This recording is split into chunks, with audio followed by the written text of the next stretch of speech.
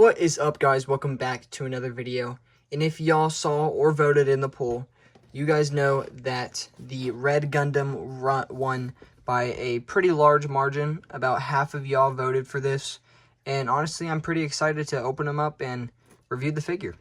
So let's go ahead and get into it.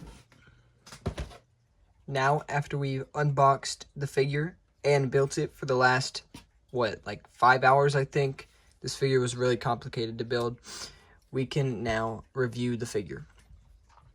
This figure has a head joint, can look up really far, but down not so much, can barely, or actually, he can kind of look down, but it's majority straight.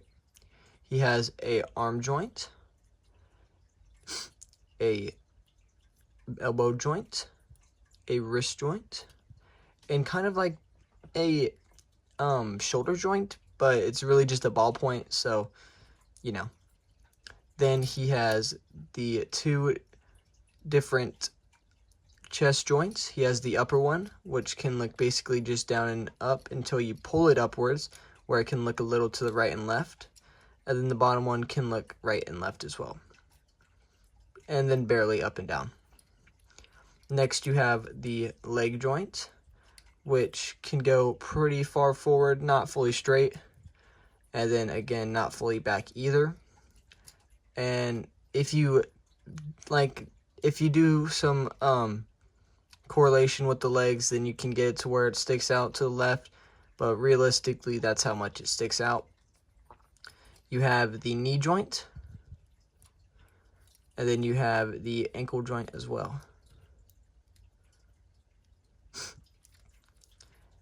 Now, for the details, this figure is very highly detailed.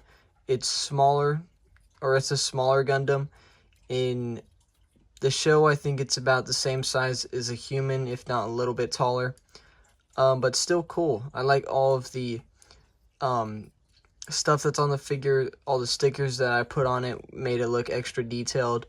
Like the eyes, this little button up here, some of these, etc., etc. It really makes the figure stand out more. So let's go ahead and take a look at the accessories. For accessories, we have pretty much two sets of hands. We have the fists that were already on the figure, like I was showing you, and then only one open hand for the left. For weapons, we have this chained ball, which the chain actually moves, which I think is pretty cool. You have this gun where the scope moves. These two lightsaber swords that also stick into his backpack if you take the lightsaber part out. You have this really cool shield where you could either make it like this battle damage version or the clean version, but you know I already had to go with the battle damage just because it looks better. And then lastly, you have these two jetpack pieces that go on the pretty much anywhere. The things that were sticking out of his arms and legs and shoulders, that's where they can go on. Anyways, let's go ahead and get to posing the figure.